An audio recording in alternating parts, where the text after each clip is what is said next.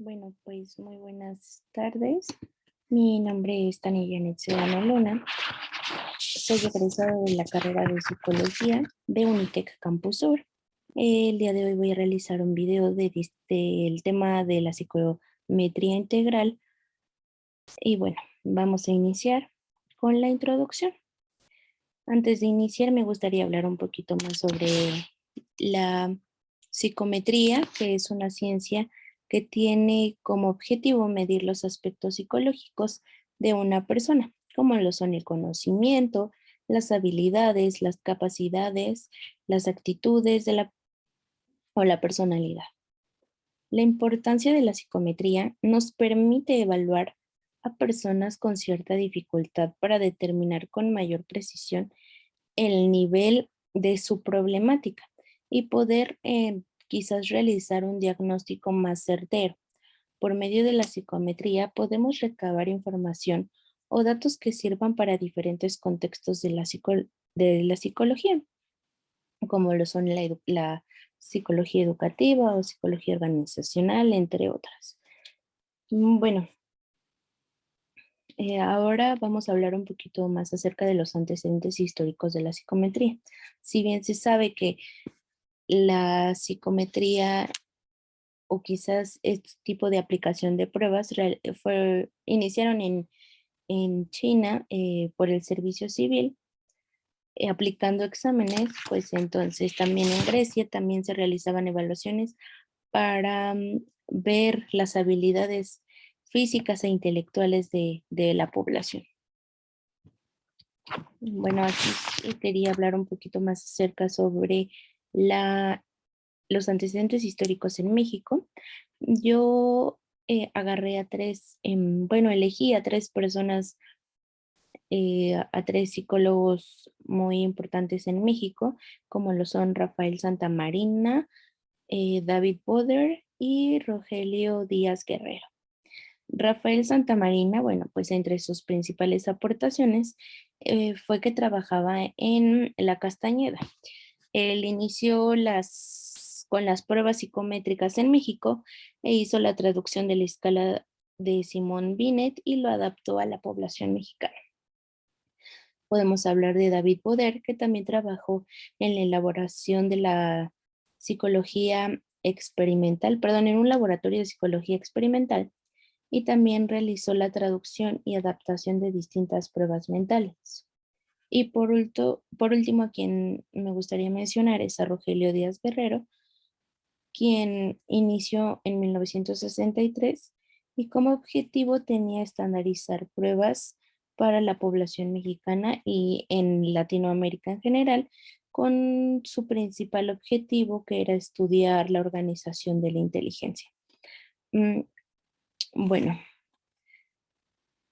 ahora vamos a hablar sobre las técnicas de evaluación. Yo elegí tres, que es la observación, entrevista y test. Hay pues encuestas, porque existen más, pero yo me voy a enfocar más en esas tres. Las técnicas de evaluación, vamos a empezar con la observación. Y como se puede ver en la presentación, pues la observación es una técnica que consiste en observar atentamente el fenómeno y registrarla para el análisis. Existen dos tipos de observación, como lo son la observación científica y no científica. La científica, bueno, pues significa observar el objeto claro, detenido y preciso. El investigador sabe lo que desea observar y para qué quiere hacerlo, lo que implica que debe preparar cuidadosamente la observación.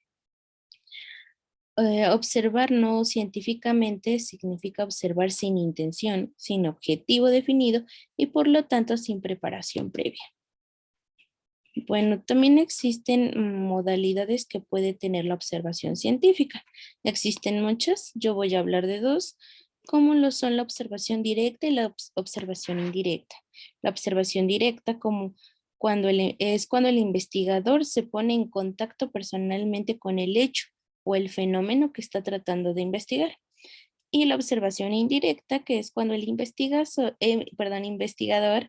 entra en un conocimiento del hecho, el fenómeno observado, a través de las observaciones realizadas anteriormente por otra persona. Y bueno, la siguiente es la entrevista, que bueno, la entrevista se realiza para tener una perspectiva global del comportamiento del individuo. Claro está que se puede hacer entrevistas estructuradas y semiestructuradas, y bueno, con el objetivo de conocer un poco mejor a la persona o al individuo que vamos a evaluar. Esto pues nos ayuda de distintas formas, pues ya que la entrevista nos ayuda a quizás a ver distintas cosas que no podemos detectar como a la primera nada más observando, sino también en el diálogo de la persona. Y bueno, la entrevista se toma en cuenta la comunicación que establece el paciente tanto en el nivel digital, que son las verbalizaciones, como el analógico, que es el corporal y el gestual. También se debe de saber que si se, así se estudiará y analizará tres niveles diferentes del mensaje, de lo que nos dice la persona. Este puede ser el nivel manifiesto, lo que el paciente dice y hace. Esto es claramente el nivel manifiesto. Y bueno, el nivel latente. Mm,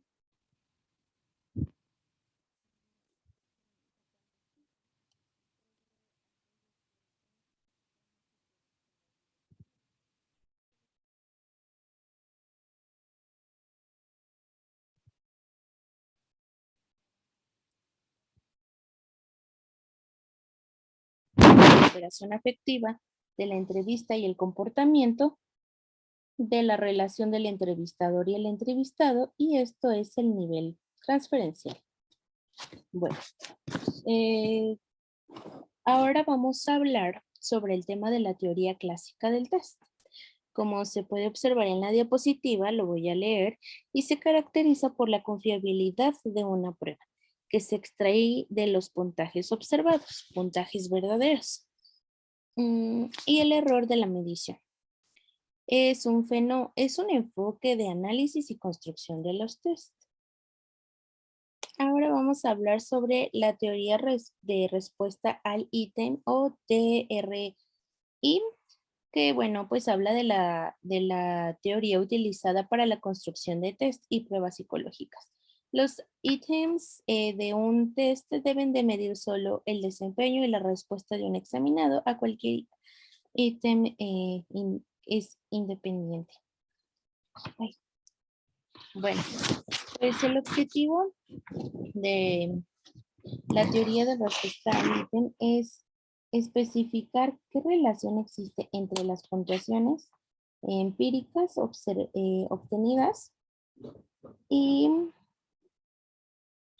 como, bueno, por parte de un sujeto o muchos en un test.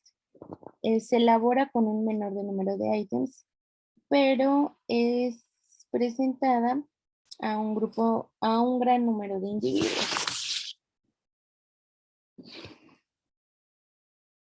Ahora, bueno, vamos a concluir y bueno,